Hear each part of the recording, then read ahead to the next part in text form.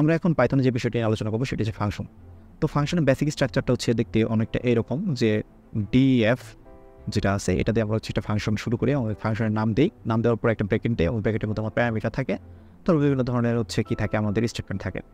তো এখন এটা দেখে আমরা হয়তো বুঝতে পারতেছি আসলে ফাংশনটা কি। আমরা যদি করে চলে যাই আমরা আশা করতেছি ফাংশনটা বুঝতে পারবো। তো ফাংশন অনেকটা আমি যদি একটু আলোচনা করি অনেকটা মেশিনের মতন, ঠিক আছে? মেশিনটা কীরকম, যেমন সাধারণ আমি যদি বলি চিপস বানানোর একটা মেশিন। তো চিপস বানানোর মেশিনের মধ্যে আপনি এক সাইড দিয়ে আলু দিলে অটোমেটিক দেখা যাবে কী করবে, সে আলুগুলোকে ছুলে তারপরে কী করবে, সেটাকে হচ্ছে ধোয়ার পরে স্লাইস করবে, স্লাইস করার পরে সেটাকে হচ্ছে কি আবার ভাজার পরে কি সেটা আবার প্যাকেটজাত করে তারপর বের হয়ে আসবে। তাহলে কি, তাহলে হচ্ছে আপনার কাজটা কি, আপনার কাজটা হচ্ছে জাস্ট হচ্ছে মেশিনের মধ্যে আলুগুলোকে দেওয়া, তারপর কী করবে আপনি রিটার্ন হিসেবে কী পাচ্ছেন, চিপস পাচ্ছেন।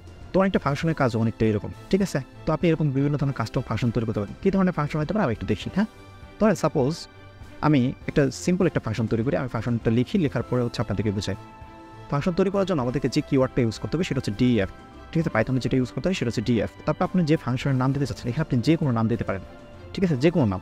ধরেন আমি গ্রিড নামে একটা ফাংশন তৈরি করতে যাচ্ছি, আমরা হচ্ছে গ্রিড, এখানে হচ্ছে একটা ব্র্যাকেট দিতে হবে, এই ব্র্যাকেটের মধ্যে প্যারামিটার দিতে হয়, প্যারামিটার যদি না থাকে তাহলে প্যারামিটার বাদ দিতে হবে, ঠিক আছে? আমি লিখলাম প্রিন্ট লিখে লিখলাম হচ্ছে ধর হ্যালো রেট। তো এইটা হচ্ছে দেখেন এটা আসলে কি বিষয়টা আমি বুঝাই। আমি বললাম যে তুমি একটা ফাংশন ক্রিয়েট করো, কি নামে, গ্রিড নামে।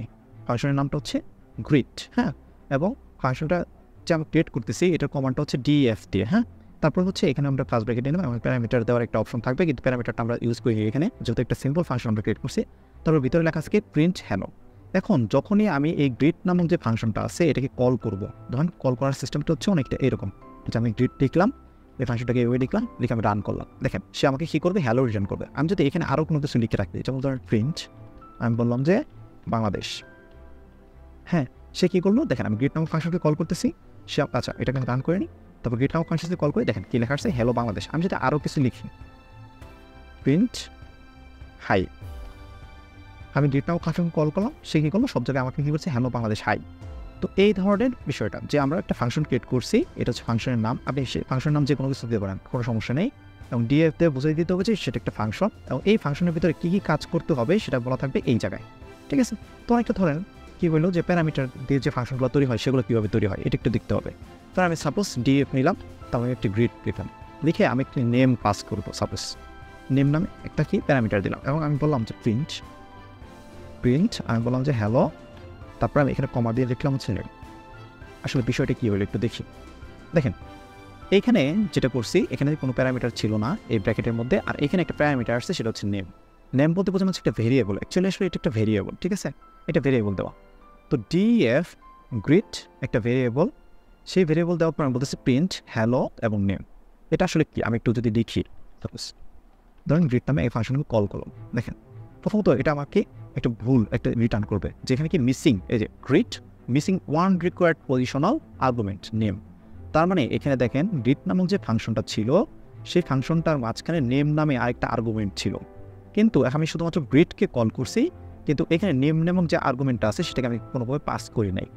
কিন্তু এই জায়গায় যেটা ছিল এটা কিন্তু দেখেন যে গ্রিড ছিল থাকার পরে এখানে কোনো ধরনের আমরা আর্গুমেন্ট দিই নাই, এই কারণে আমরা চাইলে গ্রিড নামে এটাকে কল করতে পারছি, কোনো সমস্যা নেই, ঠিক আছে? তো এখন আমি যদি এই ফাংশনটা কল করতে চাই তাহলে আমার কী লাগবে, তখন সাপোজ আমি লিখলাম যে গ্রিড রাজু, আমি এটা কল করলাম। এখন যদি এটা রান করি দেখেন হ্যালো রাজু কীভাবে আসলে একটু বুঝি। আমার ফাংশনের নাম হচ্ছে গ্রিড, হ্যাঁ গ্রিড লিখলাম, এটার ভিতরে একটা প্যারামিটার পাস করতে হবে নেম নামে, বা নেম বলতে এখানে একটা নেমের একটা ভ্যালু দিতে হবে, ভেরিয়েবলটার ভ্যালু দিতে হবে। তো আমি ভ্যালু দিলাম কি, রাজু নামে একটা স্ট্রিংকে ভ্যালু হিসেবে অ্যাসাইন করলাম, করার পরে প্রিন্ট আসলো আউটপুট হিসেবে এবং দেখতেছে হ্যালো সে লেখা আসলো, আসার পর একটা স্পেস দেওয়া আছে, স্পেসটা আসলো, কমা দিয়ে নেম এবং ভেরিয়েবলটা বসছে। তার মানে কি এখানে আমি যে ভেরিয়েবলটা অ্যাসাইন করলাম সেই ভেরিয়েবলটাই এখানে বসে পড়লো। তো এই হচ্ছে কি একটা হচ্ছে কি প্যারামিটার সহ একটা ফাংশন ক্রিয়েট করা, একটা হচ্ছে প্যারামিটার ছাড়া একটা ফাংশন ক্রিয়েট করা। তো এছাড়াও ধরেন আমি সাপোজ যেমন দুইটা সংখ্যা যোগ করার যদি একটা প্রোগ্রাম তৈরি করতে চাই, যেমন দুইটা সংখ্যা আমি যোগ করবো, দুইটা সংখ্যা ধরেন একটা এ এর মান দিলাম হচ্ছে ধরেন 10, বি এর মান দিলাম হচ্ছে ধরেন 20, হ্যাঁ, আর আমি বললাম এস এর মান দিয়ে দিলাম হচ্ছে a + b এবং আউটপুট হিসেবে দেখতে চাচ্ছি কি প্রিন্ট এস।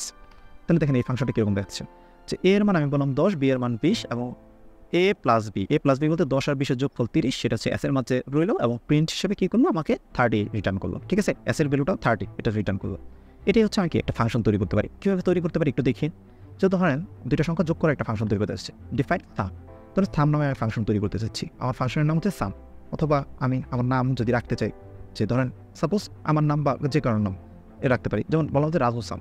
ঠিক আছে, ফাংশনের নাম আপনি যা ইচ্ছা তাই দেন। ঠিক আছে, যে ডিএফ রাজু সাম। হ্যাঁ, এখানে আপনি দুইটা প্যারামিটার পাস করেন, কারণ আপনি দুইটা সংখ্যাকে যোগ করবেন এ আর বি কে।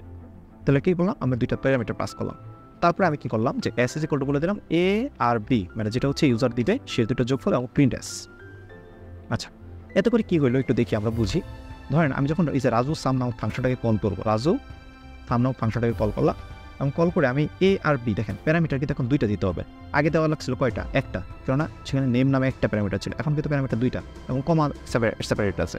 তাহলে আমি কমা সেপারেটেড দিই। সাপোজ আমি 50,70 লিখলাম এবং এটাকে রান করি। দেখেন আমাকে অটোমেটিক সে কী করতেছে, 120 দিতেছে। অনেকটা যে বললাম যে চিপসের মেশিনের মতো, যে এক সাইড দিয়ে আলো দিলে আরেকটি দিকে চিপস বের করে দিচ্ছে, কিন্তু এখানে কী করছে, এটা অটোমেটিক আপনি দুটো সংখ্যা দিচ্ছে, সে কী করতেছে, দিচ্ছে আপনাকে যোগ করে দিচ্ছে। মানে এটা একটা কাস্টম ফাংশনের মতো, আপনি কাস্টম ফাংশন তৈরি করছেন। ঠিক আছে, যেমন দেখেন ডিএফ, তারপর কী বললেন যে রাজু সাম নামে একটা ফাংশন তৈরি করবো, সেই ফাংশন দুইটা, সেটার প্যারামিটার হবে দুইটা, এ আর বি। এ আর বি এর কাজ কি, এ আর বি এর কাজ হচ্ছে এ আর বিকে যোগ করে এস নামক একটা ভেরিয়েবল মাঝখানে রাখা, এবং তারপরে কাজ কি, প্রিন্ট এস, মানে প্রিন্ট এস বলতে এই এস এর ভ্যালুটা কত সেটা রাখা। ঠিক আছে, এখন দেখেন আমি ফাংশন যখন কল করছি, রাজু সাম ফাংশনকে কল করলাম, এ আর বি জায়গাটা থাকবে, তবে এ আর বি 50 আর 70 দিয়ে দিলাম, সে 50 আর 70কে যোগ করবে, তার মানে এ প্লাস বি, 50 70 120কে সে এস এর মাঝখানে রাখবে এবং প্রিন্ট এস আউটপুট হিসেবে দেখাবে। এই যে আমার আউটপুট হিসেবে আমাকে হচ্ছে এস এর মানটা দেখাই দিচ্ছে। তো এরকম ধরেন আমি একটা বৃত্তের ক্ষেত্রফল নির্ণয় করতে যাচ্ছি, ধরেন আমি রেডিয়াস জানি আর ইজ ইকুয়াল টু সাপোজ 5, আমার একটা বৃত্তের ক্ষেত্রফলের রেডিয়াস, বৃত্তের ক্ষেত্রফল নির্ণয়ের জন্য আমার রেডিয়াস হচ্ছে কত, 5। এখন ধরেন আমি যদি এরিয়াটা বের করতে চাই, এরিয়া নামক একটা ভেরিয়েবল নিবে লাগবে স্বাভাবিকভাবেই। তো এরিয়া নামক ভেরিয়েবলটা আমি বলতে পারি কি 3.1416 ইন্টু কত, ইন্টু হচ্ছে আর ইন্টু আর, কেননা পাই আর স্কোয়ার, তাই না? তো পাই আর স্কোয়ার, ঠিক আছে, আর ইন্টু আর, এবং হচ্ছে আমি আর আউটপুট হিসাবে এই আরটাকে দেখতে যাচ্ছি। ঠিক আছে, এরিয়াকে দেখতে যাচ্ছি। দেখেন তার মানে কি 5 ব্যাসার্ধ বিশিষ্ট একটা বৃত্তের ক্ষেত্রফল হবে কত, 78.54। তো এটা ধরেন আমি এখন কাস্টম একটা ফাংশন তৈরি করতে যাচ্ছি। ঠিক আছে, একটা ফাংশন তৈরি করতে যাচ্ছি, তাহলে কীভাবে তৈরি করতে যাচ্ছি, বললাম ডিএফ। ঠিক আছে, ডিফাইন। ঠিক আছে, আমি বললাম যে এরিয়া অফ রেডিয়াস, আমার ফাংশনের নাম হচ্ছে এরিয়া অফ রেডিয়াস, এবং আমার প্যারামিটার কয়টা দরকার, একটা দরকার, কারণ কি আমার শুধুমাত্র ব্যাসার্ধের ভ্যালু জানলেই তো আমরা হচ্ছে এরিয়া বের করতে পারবো। তাহলে আমি একটা প্যারামিটার পাস করলাম আর, এবং আমি বললাম যে এরিয়া নামক যে ভেরিয়েবলটা আছে এর মাঝখানে তুমি কী করবা, 3.1416 সাথে উইথ যে আরটা পাস করা হবে, আর যে আরটা আরেকটা দেওয়া হবে, ওটাকে হচ্ছে করবা স্কোয়ার করে দিবা, মানে হচ্ছে আর ইন্টু আর, এবং তুমি লাস্ট অব্দি প্রিন্ট করে দেবে হচ্ছে কি এরিয়া। এখন দেখেন আপনার প্রোগ্রামের মধ্যে যে কোনো জায়গায় আপনি যখন এই ফাংশনটাকে কল করবেন, এই যে এরিয়া অফ রেডিয়াস, ধরেন এরিয়া অফ রেডিয়াসকে কল করি, এরিয়া অফ রেডিয়াসকে কল করলাম এবং রান করলাম। দেখেন কি বলছে, name area of radius is not defined. ঠিক আছে, area of radius is not defined. আচ্ছা, তাহলে এখন কী হবে, এখানে একটা বিষয়টা কি একটু বুঝতে হবে। আমি হচ্ছে এরিয়া অফ রেডিয়াস হবে, দেখেন এরিয়া অফ রেডিয়াস লেখা আসছে missing one required positional argument R, তার মানে এরিয়া অফ রেডিয়াসের ভিতরে একটা ভ্যালুকে অ্যাসাইন করতে হবে। ঠিক আছে, আর এর ভ্যালু দিতে হবে, যে আর এর ভ্যালুটা গিয়ে 3.1416 এর সাথে মাল্টিপ্লাই হবে, এবং সেটা হচ্ছে এরিয়ার মাঝখানে রেখে এরিয়াকে আউটপুট হিসেবে দেখাবে। তখন আমি সাপোজ এখানে 5 লিখলাম, দেখেন সে আমাকে কী করলো, সুন্দর করে হচ্ছে 78.54। তার মানে হচ্ছে যদি কোনো একটা বৃত্তের ক্ষেত্রে মানে রেডিয়াস যদি হয় 5, সে বৃত্তের ক্ষেত্রফল 78.54, এটা আমাকে দেখাচ্ছে। আমি ধরেন চাইলে সুন্দর করে এই ফাংশনটাকে আবার কল করলাম, আমি বললাম যে না আমার বৃত্তের ক্ষেত্রফল 5 না, আমার বৃত্তের আমার বৃত্তের ব্যাসার্ধ 5 না, আমার বৃত্তের ব্যাসার্ধ হচ্ছে 3। সে কী করলো, এই যে 3 ব্যাসার্ধ বিশিষ্ট বৃত্তের ক্ষেত্রফল এই যে বের করে দিল। ঠিক আছে, মানে অনেকটা হচ্ছে কি এই ফাংশনের মাধ্যমে আপনি কাজটা করতে পারতেছেন, যে আর এর মান আপনি যা দিতেছেন সে কী করতেছে, আর এর সাথে আর গুণ করে সাথে 3.1416 গুণ করে এরিয়ার মাঝখানে রাখতেছে এবং এরিয়াকে সে আউটপুট হিসেবে দেখাচ্ছে। অনেকটা হচ্ছে এটা। তো এই হচ্ছে বিষয়। আপনি যদি বলেন যে না এই প্রিন্টের সাথে এরিয়ার সাথে আবার আরেকটা জিনিস প্রিন্ট করতে হবে, হ্যালো, ঠিক আছে, সে তাই করতে প্রস্তুত। আমি যদি বলি হ্যালো, এই যে দেখেন রান করি, এটাকে রান করে দেখেন এই যে সে কী করতেছে, এই যে এই লাইনের মাধ্যমে সে 78.54টা আউটপুট হিসেবে দেখাচ্ছে, আর এই লাইনের মাধ্যমে সে হ্যালোকে প্রিন্ট করে দেখাচ্ছে। আবার যদি এটাকে রান করি দেখেন 28.72744 হ্যালো প্রিন্ট করে দেখাচ্ছে। তো এটা অবশ্য মিনিংফুল না, তবে জাস্ট বোঝানোর জন্য দিলাম যে আপনি এই ফাংশনের মধ্যে আপনি যা করতে বলবেন সে তাই করবে।